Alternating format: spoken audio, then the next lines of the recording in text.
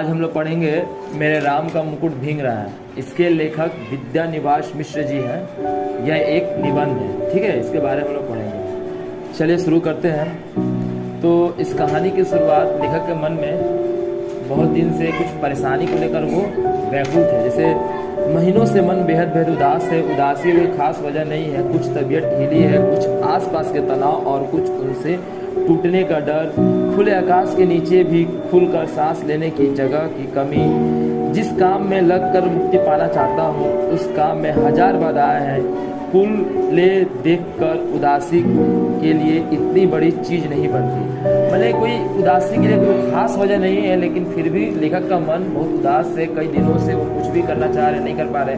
और एकदम सुरक्षित जगह है, खुले आसमान के नीचे एकदम आराम से रिलैक्स विश्राम कर रहे, लेकिन फिर भी उनको मन को शांति नहीं मिल रहा है, ठीक है। रात रात नींद नहीं आती। दिन ऐसे बीत रहे जैसे भूतों के सपनों का रेल चल रहा है। जैसे कैसे भूतों समझता है, एक के बाद एक एपिसोड खत्म हो रहा है, दूसरा चालू हो रहा है। इस प्रकार से दिन उनका बीत रहे हैं। मतलब कि बिना कोई वजह के ही लेखक इसमें काफ़ी दिनों से परेशानी से जूझ रहे हैं, ठीक है।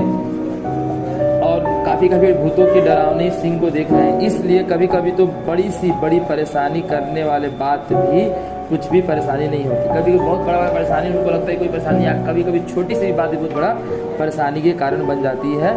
तो इसमें लास्ट में लिखा हुआ है कि मामूली से बात भी भयंकर चिंता के कारण बन सकती है। ये जो मामूली सी बात भी भयंकर चिंता के कारण बन सकती है, यह आप लोगों का इम्पोर्टेंट लाइन है। इसका अर्थ आप लोगों का लिखना होगा। मतलब अर्थ सिंपल सा भाषा में यही है कि छोटा मोटा बात भी बहुत बड़ा भयंकर चिंता का कारण बन जाती है। ऐसा कोई खास वजह नहीं है, लेकिन फिर भी लोगों के अंदर चिंता इतनी विशाल हो जाती है कि इससे कुछ कहा नहीं सकते। तो जैसे देखो, अभी 2-3 रात पहले ही मेरे एक साथी संगीत कार्यक्रम सुनने के लिए 9 बजे रात में गए। मतलब कि लेखक का एक साथी एक दोस्त संगीत कार्यक्रम सुनने के लिए 9 बजे गए। साथ में जाने के लिए उनका एक चिरंजीवी, मतलब लेखक का चिरंजीवी मतलब पुत्र लड़का, और उनके घर आई मेहमान एक लड़की, ठीक है। वातावरण में पली कन्या, ठीक है, महानगरीय वातावरण में पली कन्या की अनुमति मांगी। मतलब कि उनका लड़का और एक मेहमान की लड़की आई थी जो शहरों में पली हुई थी। महानगरी बोला गया है। शहरों की आजकल असुरक्षित स्थिति को ध्यान में रखते हुए लेखक जहाँ रहते हैं वहाँ पे असुरक्षित स्थिति, मतलब कि छेड़खानी, कैसे कैसे समाज में लोग रहते हैं, उनकी ध्यान करके इन दोनों को जाने को तो देने की इच्छा नहीं थे, लेकिन फिर भी लड़का का मन रखने के लिए बोल दिए कि अच्छा चले जाओ, ठीक है, 1-1.5 घंटे सुनकर चले आना। तो इसी प्रकार जब वो लोग चले गए, फिर उसके बाद से रात के 12 बजे वे लोग लौटे नहीं। तो गृहिणी बहुत उद्विग्न हुई। उनकी लेखक की जो पत्नी थी बहुत गुस्सा हुई और उनके साथ जो उनके बच्चों के साथ जो मित्र गए थे उन पर चिल्लाई और नाराज होकर बोली कि उनको तो समझ होनी चाहिए, उनको तो समय से आ जाना चाहिए। इतने में, ठीक है, बारिश जोर से आने लगी। तब लेखक जल्दी से छत पे जाकर अपना बिस्तर समेट के कमरे में लेकर आते हैं और गृहिणी को समझाया कि अभी बारिश हो रही है, बारिश थम जाएगी तब जाके वो लोग संगीत से आ जाएंगे। संगीत है, संगीत में मन लग जाता है, ठीक है। तो उठने की तबीयत नहीं होती है तो तुम सो, ऐसे बच्चे नहीं हैं। तुम अपनी पत्नी को समझाते हैं कि तुम सो जाओ, वे लोग छोटे छोटे बच्चे नहीं हैं, वो लोग आ जाएंगे, सुरक्षित आ जाएंगे। पत्नी किसी तरह शांत होकर सो गई, ठीक है। पर मैं व्याकुल था। मतलब लेखक का जो मन है वो परेशान था, व्याकुल था। चिंता उनको सता रही थी कब बच्चे आएंगे, ठीक है। बारिश निकल गई लेकिन फिर भी वो नहीं है। अब लेखक बार बार सोच रहे कहाँ होंगे। फिर बरामदे में कुर्सी लगाकर राह जोने लगे। बरामदे में कुर्सी लगाकर जिस रास्ते से वो लोग को वापसी आना था, बार बार उसको ताकते रहे, कहीं वो अब आएगा, ठीक है। राह जोने लगे। दूर दूर तक कोई आहट नहीं थी। तो उदग्र होकर फटाक से देखने लगते हैं, ठीक है। अगर दूर दूर से कहीं से कोई अगर आवाज़ होती है तो तुरंत खड़े होकर देखते कहीं मेरे बच्चे तो नहीं हैं, ठीक है। और राह बिजली की चमक रह कर बिजली की चमक जाती थी और सुरक्षित जाती थी, ठीक है। अंधेरे में क्या होता है, जो रास्ता हम लोग को जाना रहता है, गाँव का रास्ता में देखना, वो रास्ता हम लोग को नहीं दिखता, छिप जाता है अंधेरा होने के कारण, ठीक है।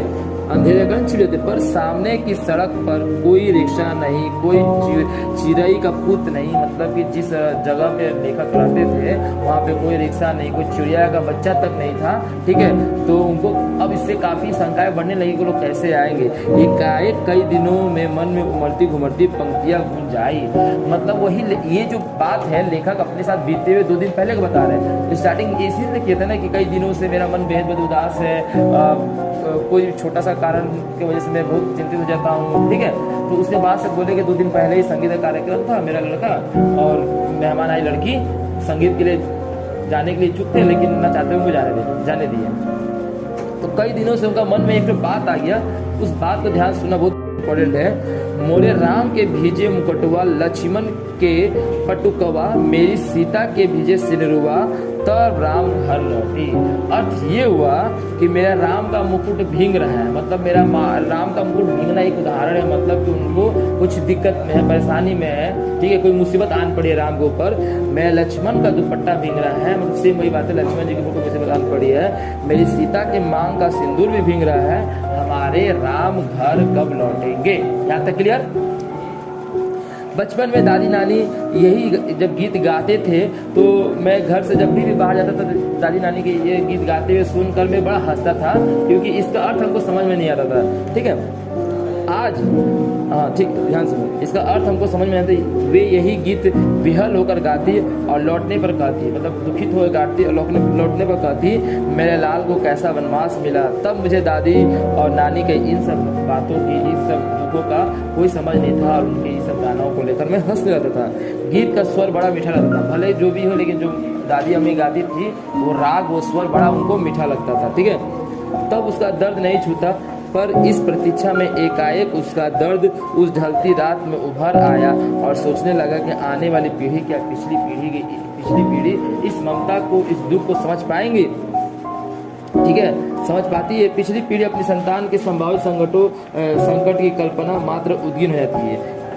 मन में यह प्रतीत ही नहीं होती कि संतान समर्थ है, बड़ा से बड़ा संकट से झेल लेगा। बार बार मन को समझाने की कोशिश करता हूँ। लड़की दिल्ली विश्वविद्यालय के एक कॉलेज में पढ़ती है और लड़का संकट पर कविता लिखता है।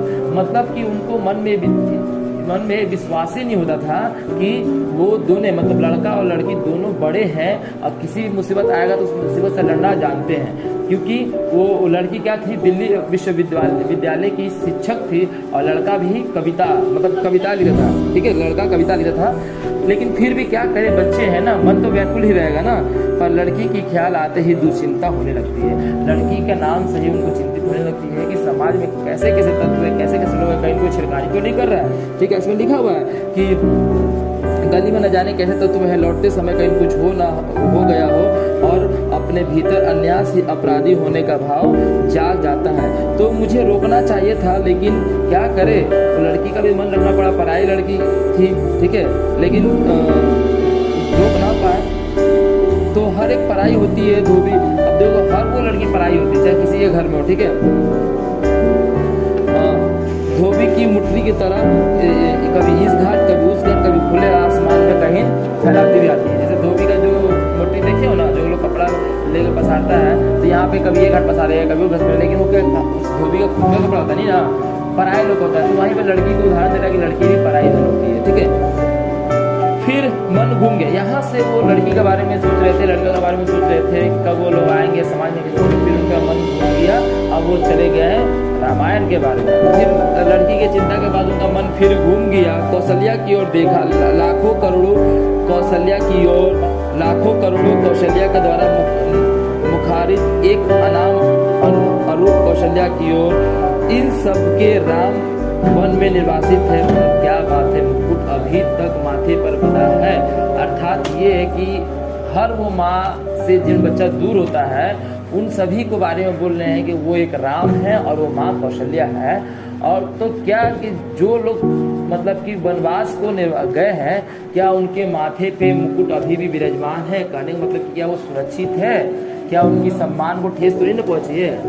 अगर मुकुट भींग गया तो मतलब क्या हो गया, वो असुरक्षित है। यहाँ पे वही बात बोला है, क्या निर्वासित है, पर क्या बात है कि मुकुट अभी तक उनके माथे पर बंधा है और उसी के भीगने को इतनी चिंतित है, कहीं लोग भीग ना जाए। क्या बात है कि आज भी काशी में रामलीला आरंभ होता है। अब उदाहरण दे रहे हैं, काशी में रामलीला आरंभ होने से पहले किसकी पूजा की जाती है? मुकुट की पूजा की जाती है। तो इसलिए हम लोग को सुरक्षित किसको करना है? मुकुट को करना है, ठीक है। मुकुट माने इज्जत सम्मान, हमारे सर को मतलब सर को बचाने वाला, ठीक है। तो मुकुट की पूजा एक निश्चित मुहूर्त पे किया जाता है, ठीक है। तुलसीदास ने भी कानन को सत अवध माना है और चित्रकूट में ही पहुंचने पर उन्हें कली और कुटिल कुचाल दिख पड़ी है। क्या बात है, आज वनवासी धनुर्धर राम ही लोकमानस के राजा जाने जाते हैं। मतलब कि आज भी वन में रहने वाला धनुष चलाने वाला राम को राजा माना जाता है। बात समझ में आया? मतलब कुछ तो उनका कर्म होगा। यहाँ पे लिखा है, क्या बात है कि लोकमानस राम को आज भी राजा मानते, क्योंकि वो तो वनवासी थे, वन का भ्रमण किए थे ना, ठीक है। कहीं ना कहीं इन सब के बीच एक संगति होनी चाहिए। अभिषेक की बात चली तो मन में अभिषेक हो गया, मन में राम का मुकुट, राम के साथ राम का मुकुट प्रतिष्ठित हो गया, मन की प्रतिष्ठा हुआ, इसलिए राम का राजकीय वेश उतारा गया, राम रथ पे चढ़े। अब उस समय के बात बोला जा रहा है जिस समय राम का मुकुट सर पे चढ़ा ही था, आज राजा बने और कल वो वनवासी हो गए। तो अब वनवासी हो जाएंगे तो क्या मुकुट राजकीय वेश पहन के जाएंगे? सोना चांदी नहीं ना, सोना चांदी गहना सब तो निकाल के जाएंगे, ब्राह्मण वाला कपड़ा पहनेंगे, ठीक है। उतारा गया, राजकीय भोग से परिहार कर गया, पर मुकुट तो लोगों के मन में था। राम को भले ही वनवास हो गया, लेकिन मुकुट तो लोगों के मन में था। मतलब मुकुट लोग मन में था का मतलब क्या हुआ?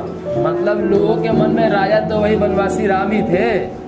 मुकुट का मन में रहने मतलब कि राजा उनके लिए तो वही राम ही थे, ठीक है। कौशल्या के मात्र स्नेह में था, कौशल्या का ममता में था। वह कैसे उतरता? वह मस्तक पर विराजमान रहा और राम भींगे मुकुट न भीगने पाए। राम भींगे तो भींगे लेकिन मुकुट न भीगने पाए, इसकी चिंता बनी रही। भले ही राम भींग जाए लेकिन राम का मुकुट न भींगे, मेरा बेटा सुरक्षित आ जाए, ठीक है। राजा राम के साथ उनके अंगरक्षक लक्ष्मण का कमरबंद दुपट्टा भी था, वो भी ना भीगने पाए। और राजा राम की पत्नी अखंड सौभाग्यवती माँ सीता सिंदूर भी भीगने ना पाए, ठीक है। सीता भले ही भीग जाए, लक्ष्मण भले ही भीग जाए, राम भले ही भीग जाए, लेकिन राम का मुकुट, लक्ष्मण का दुपट्टा, सीता का मांग का सिंदूर न भीगने पाए। राम तो वन से लौट आए। अब देखो ये 14 साल का वनवास पूरा हो गया, राम वन से लौट आए। देखो सीता को फिर लक्ष्मण ने निर्वासित कर दिया, ठीक है। अब राम आ गए, ठीक है। बात तो समझने कोई सुना, राम तो वन से आ गए हैं, वन से आने बाद सीता फिर क्या हो जाती है? वन चली जाती है। राम क्या चाहते थे कि सीता मैया वन चली जाए? नहीं, राम को ऊपर क्या भारी पड़ गया? उनका मुकुट, एकदम एग्जैक्टली उनका राज्य के जो राजा थे, राजा का दबाव, मुकुट भार उठा। राम का मतलब वो अपना राजा का भार वो से इतना दब गए थे कि अपनी पत्नी को फिर उनको जंगल में छोड़ना पड़ता। अगर वो एक पति के नजर से होते तो क्या कभी सीता मैया को छोड़ते? नहीं छोड़ते, ठीक है। राजा का भाव, तो सीता फिर निर्वासित कर दी। निर्वासित में होता है निकाल दिया जाना, ठीक है। पर लोकमानस में राम का वन यात्रा अभी रुकी नहीं है। भले ही राम आ गए लेकिन राम का वन यात्रा रुकी नहीं है। मुकुट, दुपट्टे और सिंदूर के भीगने की आशंका अभी ही साल मतलब अभी भी है, ठीक है। कितनी अयोध्या बसी, कितनी अयोध्या उजड़ी, पर निर्वासित तो राम की असली राजधानी जंगल के रास्ते की ओर कांटों, कुंसों, कंकड़ों, पत्थरों वैसी ताजा चुभन के लिए बरकरार है। मतलब जंगल में अगर चलेंगे तो क्या मिलेगा? कंकड़, पत्थर, बालू, यही ना, कड़ा कड़ा फर्श मिलेंगे। क्योंकि जिनका आसरा साधारण गवार आदमी भी लगा सकता है, वे राम तो सदा निर्वासित ही रहेंगे ना। अब बताओ कि जिसका मतलब एक राजा के बारे में एक साधारण धोबी लगा देगा तो हमेशा निर्वासित रहेगा। सीता मैया तो एक धोबी के कहने पे नहीं चले गए थे, मात्र एक धोबी के कहने पे राम जी क्या कर दिए? सीता मैया को निकाल दिए। तो यहाँ पे वही लाइन बोला है कि क्योंकि जिनका आसरा साधारण गवार आदमी लगा सकता है। गवार आदमी जो कुछ जानता नहीं है वो तो सदा के लिए ही वही निर्वासित रहेगा, कभी सुख थोड़े पा पाएगा।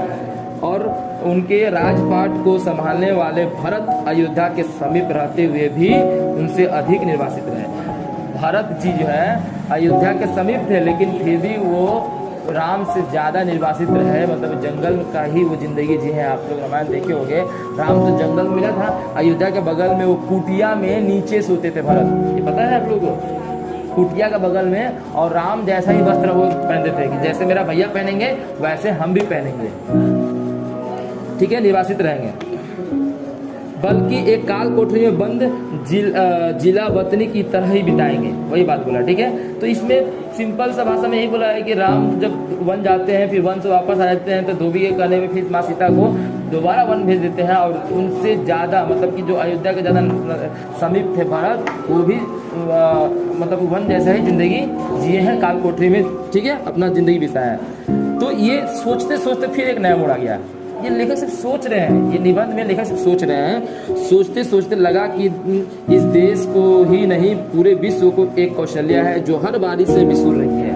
मैंने हर बारिश में बिसुर, मतलब रो रही है कि उनका बच्चा फंस तो नहीं गया है, ठीक है। मेरे राम के भींजे मुकुटवा, मेरे राम का भींजे मुकुटवा, वही बात बोला है। मेरी संतान का ऐश्वर्य अधिकारिणी संतान वन में घूम रही है, उनका मुकुट और ऐश्वर्य भींग रहा है, मेरे राम कब घर लौटेंगे। मतलब कि एक माँ की नज़रों से जब लड़का, उनका बच्चा बाहर होता है, तो माँ ये सोचती है कि वो बच्चा कैसा होगा, भूखा प्यासा होगा, कोई अगर आंधी तूफान का बात आ जाए, कोई दंगा फसद बात आ जाए, तो माँ को सबसे ज़्यादा चिंता होती है, माँ ही भी सुरती है और कहती है कि मेरा बच्चा कब घर लौटेगा, ठीक है। मेरे राम के सेवक का दुपट्टा भींग रहा होगा, मतलब लक्ष्मण जी का, उसका जागरण भी रहा होगा। मेरे राम के सहचारिणी सीता, ठीक है, साथ चलने वाली सहचारिणी सीता का सिंदूर भींग रहा होगा, उसका अखंड सौभाग्य भींग रहा होगा। मैं कैसे धीरज धरूं, मैं अपने मन में कैसे धीरे रखूं, कैसे शांत बनाऊं, ये सब तो भीग रहे हैं, इनको ये कब घर लौटेंगे। उसी प्रकार लेखक भी कैसे शांति से सो जाए जब तक उनके घर के गए हुए चिरंजीवी और मेहमान की लड़की वापस न आ जाए, ठीक है, कैसे धीरज रखो। मनुष्य की इस सनातन नियति से एकदम आतंकित हो उठा। ऐश्वर्य और निर्वासन दोनों साथ साथ चलते हैं। ऐश्वर्य माने किसी को राजपाट मिलना और निकलना, दोनों साथ साथ चलते हैं। कोई कब आगे बढ़ जाएगा, उस आगे से कब फिर पीछे आ जाएगा, इसकी कोई गारंटी नहीं है। सुख दुख दोनों एक साथी की तरह मनुष्य के जीवन में रहते हैं, ठीक है। यदि साथ साथ नहीं चलते तो देखो कि जिनको ऐश्वर्य मिलना था वो वनवासी हो गया, ठीक है। लिखा हुआ है जिसे ऐश्वर्य सौंपा जाना था उसका निर्वासन होने से पहले बता था। जिन लोगों के बीच रहता हूँ वे सभी मंगल नाना के नाती, वे मूद मंगल में ही रहना चाहते हैं। जो जिस जीवन में रहते हैं उसी जीवन में रहना के प्रयास करते हैं। मतलब कि जैसे मान के चल भरत के भैया को वनवास हो गया, तो वो भी अपने आप को जंगली ही मतलब कि आचरण में, ठीक है, रहने को सोचे। मेरे जैसे आदमी को निराशावादी समझकर बिरादरी से बाहर ही देखते हैं। अगर कोई अनपढ़ गवार लोगों का बात मानेंगे तो बिरादरी से बाहर के बराबर हो गया ना। डर लगता है अब यहाँ पे जानते हो ये जो मेरे आ रहा है ना, अब यहाँ पे लेखक अपने ऊपर बोलती है। मतलब जो लोग निराशावादी होते हैं, निगेटिव सोचते हैं, जैसे लेखक सोचते हैं कि मेरा बच्चे कैसे होंगे, हर वो माँ सोचती है कि मेरे बच्चे कैसे होंगे, वो लोग क्या बोलते हैं कितना निराशावादी है, कितना निगेटिववादी, इसके पास नहीं रहेंगे, ऐसा होता है ना। तो अब यहाँ पे लेखक अपने बारे में बोल रहे हैं कि आसपास लोगों को क्या बोलते हैं। तो आप बोले ना कि मेरे जैसे निराशावादी को निराशावादी समाज को बिरादरी से बाहर रखना चाहिए कि भाई इसको समाज से निकाल दो, ठीक है। डर लगता है कहीं उड़कर उन्हें भी दुख न लग जाए। ऐसा डर लगता है कि मेरा दुख उन्हें भी नहीं लग जाए, हम भी तो उदास हो भी रहे, कहीं उसे उदासी भी नहीं हो जाए। पर मैं तो अशेष मंगलकांक्षाओं के पीछे ही झांकता हूँ, झांकती हुई दुर्निवास शंकालु आंखें से झांकता हूँ, मतलब शंका के आंखों झांकता हूँ कब मेरे बच्चे आ जाएंगे। मतलब कि लेखक हो चाहे हर वो कौशल्या हो, जो निराशा रहता है सभी लोग के क्या मतलब उनको बिरादरी से बाहर रखना चाहिए, लेकिन उनकी क्या गलती हो तो शंकालु आंखों से देखते हैं ना नेत्रों से, उनका बच्चा आ जाए। तो मंगल का सारा उत्साह फीका पड़ जाता है और बंदवार न दिखकर बटोरी हुई रस्सी की शकल में कुंडली मारे नागिन दिखती है। मतलब कि अगर अंधेरे में अगर बटोरी हुई अगर जैसे कहीं बटोरी हुई रस्सी दिखेगा तो अंधेरे में क्या दिखेगा, कोई नागिन है, सांप है, ऐसा होता है ना। तो वहाँ पे लेखक तो अंधेरे में थे ना। हर वो माँ जब रात के समय अपने बच्चों को से दूर रहती तो वो अंधेरे में अपने मन में बहुत सा कल्पना बना लेगी, वो सांप है, वो ऐसा है, बाहर कहते तो वो है, कहीं भूत विचार नहीं लग जाए, कैसे ममता के तौर पे। तो ये बटोरी रस्सी भी शक्ल में कुंडी नागिन की तरह दिखेगी। मंगल घट अधाई हुई अधफूटी गगरी दिखती है। उत्सव की रोशनी, मतलब कि अगर बहुत बड़ा घर भी है जहाँ बहुत सारा दीप है, लेकिन वो भी लगे कि लगे मतलब कि भुतेला बंगला है। यहाँ पे लिखा ना अधफूटी गगरी दिखेगी, अधफूटी गगरी देखेगी। उत्सव की रोशनी का ताम झाम धुओं की गांठ का अंबर दिखता है और मंगलवाद डेरा उखाड़ने वाले अंतिम कावरदार की उसास में बजकर एक बार बंद हो जा। सीधा तौर में ये समझो, अगर संक्षेप में समझाया कि थोड़ा सा इसमें हार्ड बोला तो तुम लोग समझ में नहीं आया था। इसका अर्थ यही हो रहा है कि निराशावादी व्यक्ति को हमेशा निगेटिव ही दिखेगा, अच्छी चीज को भी देखिए वो गलत समझेगा। बात समझ, अगर किसी भी माँ का बच्चे बाहर है, अगर पता चला कि उस क्षेत्र में ऐसा घटना कर दिया है तो उस घटना को अपने बच्चों से मिला, लेकिन मेरा बच्चे तक ऐसा नहीं हुआ है, ठीक है, यही बात है। उसी में एक लिखा हुआ है, लाती अवध भयावह भारी मानहु काल रात्रि अधियारी घोर जंतु सम पुर नर नारी डर पही एक निहारी घर मसान परिजन जुला भूता सूत हित मित मनहु जमदूता बाघ विपट बेली कुम लाही सरित सरोवर देखी न जाई। इसका अर्थ लोग थोड़ा कुछ समझ रहे होगे। देखो, लाती अवधि भैरव भारी, जो ऐसा लग रहा है कि भयानक भयंकर रात भारी है, पीछे अर्थ भी लिखा हुआ है। मानवों का रात्रि अधियारी, रात का मतलब बीचों बीच आधा रात, ठीक है ना, तो एकदम काल रात्रि रखता है, जैसे काल का रात्रि है, दुखों का रात्रि है, ठीक है। जो घोर तंतु संपूर्ण नर नारी, जैसे लगा सब वहाँ पे गुजरने वाले मनुष्य भी गुजरे हम लोग, जैसे कोई दानव गुजर रहा है, ठीक है। डर पही एक तिहारी, मन में डर सा लगा रहता है। घर मसान परिजन जन भूता, घर में रहने वाले लोग कैसा लगेगा, भूत लगेंगे। सूत हित मित मानहु जन्म दूता बाघ विपट विलोपत कुमलाली सरित सरोवर देखी न जाती, मतलब कि शांत सा सरोवर भी देखा नहीं जाता है, ठीक है। तो इस सब का अर्थ यही हुआ कि कैसे मंगलमय प्रभात की कल्पना थी और कैसी अंधेरी का रात्रि आ गई। एक दूसरे को देखने से डर लगता है, एक दूसरे को किसके, मनुष्य को देखने में डर लगेगा अंधेरा में, कल रात्रि में। घर मसान हुई, घर मसान तो भूत का बंगला हो गया घर, अपने ही लोग भूत प्रेत बन गए, अपने ही लोग क्या बन गए, भूत प्रेत, अंधेरी रात की वजह से ना। केवल इसलिए कि जिसको ऐश्वर्य से अभिषेक हो रहा था वो निर्वासित हो गया। मतलब ये कि घरों में दुखों का पहाड़ हो गया, जिसको राजा बनाना था उसको निकाल दिया गया। तो अब घर में सब लोग को इधर हो रहा है, कोई उधर हो रहा है ना। अब घर में लग रहा है मसान है, भूत बन गया। समझ में आ रहा है। उत्कर्ष की ओर उन्मुख समाज की चेतना अपने ही घर से बाहर कर दिया, मतलब कि जिसको अपने घर में रखना चाहिए उसको बाहर कर दिया।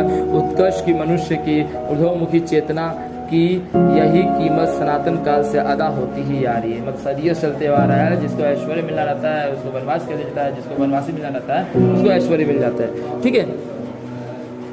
इसलिए जब कीमत अदा कर ही दी गई तो उत्कर्ष कम से कम सुरक्षित रहे, यही चिंता स्वाभाविक हो जाती है। जब कीमत अदा कर दिए गए तो उत्कर्ष मतलब कि कम से कम मतलब दुख है, यही हम लोग मतलब कि कोशिश करते हैं। राम भीगे तो भीगे, अब राम तो चले गए ना, अब राम को तो निकाल दिया गया था, राम चले, राम भीगो तो भीगे, लेकिन हम लोग अब क्या कर रहे हैं, कम से कम मुसीबत है लेकिन उनकी मुकुट न भीगे, ठीक है। लक्ष्मण भीगे तो भीगे, लक्ष्मण की दुपट्टा न भीगे, सीता भीगे तो भीगे, सीता की मांग के सिंदूर न भीगे, ठीक है। तो राम भीगे तो भीगे, राम को उत्कर्ष और कल्पना नहीं भीगनी चाहिए। हर वो बारिश में, हर वो दुर्दिन में सुरक्षित रहे, कितनी मुसीबत हो, हर मुसीबत मेरे राम सुरक्षित रहे। राम माने कौन, हर वो पुत्र, हर वो लड़का जिनके जो माँ के नजरों से बाहर रहता है, हर वो माँ कौशल्य है। नर के रूप में लीला करने वाले नारायण निर्वासन की व्यवस्था झेले। मैंने यहाँ बोल रहा है कि मनुष्य का रूप में लीला करने वाले भगवान को भी मतलब कि निर्वासन निकाले जाने वाला जिंदगी जी लो। तो भगवान हो चाहते तो छठ भर बदल सकते थे, लेकिन ऐसा नहीं किया। हर नर रूप में उनकी ईश्वरता का बोध दमकता रहा। हर वो मतलब कि नर बन समझ लो ना, आदमी के रूप में उनके अंदर ईश्वर का मतलब कि मतलब जैसे झलकता रहा, ठीक है। पानी की बूंदों की झलार में भी उनकी दीप्ति छिपने न पाए। उस नारायण की सुख सेज बने अनंत का अवतार लक्ष्मण भले ही भींगते रहे, उनका दुपट्टा और उनका अहनिश जाकर न भींजे। शेषों के नारायण में ऐश्वर्य, मतलब कि अब यहाँ पे नर के रूप में भगवान राम को बोला गया है। अब भगवान राम के साथ जो लक्ष्मण जी थे वो तो शेष थे ना, अब उनके बारे में बोला है। शेषों के नारायण के ऐश्वर्य गौरव अनंत शेष में जाकर संकल्प से ही सुरक्षित हो सकेंगे और उन दोनों का गौरव जग जन, अब सीता मैया का, उन दोनों का गौरव जग जननी आदि शक्ति का अखंड सौभाग्य सीमन सिंदूर से रक्षित हो सके। मतलब पीछे में बोल रहा है वही, ठीक है। उस शक्ति का एक निष्ठ प्रेम पाकर राम का मुकुट है, क्योंकि राम का निर्वासन वस्तुतः सीता का दोबारा निवासन, राम का एक बार निर्वासन, सीता का दोबारा निवासन। राम तो घर लौट कर राजा होते हैं, पर रानी होते हुए सीता राजा राम द्वारा वन में दोबारा निर्वासित कर दी जाती है। राम के साथ लक्ष्मण है, सीता है, पर सीता वन्य पशुओं से घिरी हुई है। जब सीता दोबारा निकल तो चिंता रहेगा ना, सीता कैसी होगी। हुई विजन में सोचती हुई प्रसव की पीड़ा हो रही थी, कौन इस वेला में सहारा देगा, कौन उस जंगल में सहारा देगा, कौन प्रसव के समय प्रकाश दिखलाएगा, कौन मुझे संभालेगा, कौन जन्म की गीत गाएगा। ठीक है, टच का पार्ट 1 यहीं पे खत्म करते हैं, नेक्स्ट पार्ट में इसके आगे हम लोग समझाएंगे।